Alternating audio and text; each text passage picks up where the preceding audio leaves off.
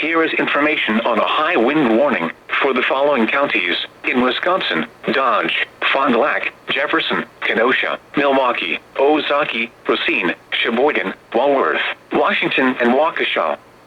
What? Southwest winds 30 to 40 miles an hour with gusts up to 65 miles an hour expected. Where? Portions of east central and southeast Wisconsin. When? From 9 p.m. this evening to 9 a.m. Central Standard Time Thursday. Impacts: damaging winds will blow down trees and power lines.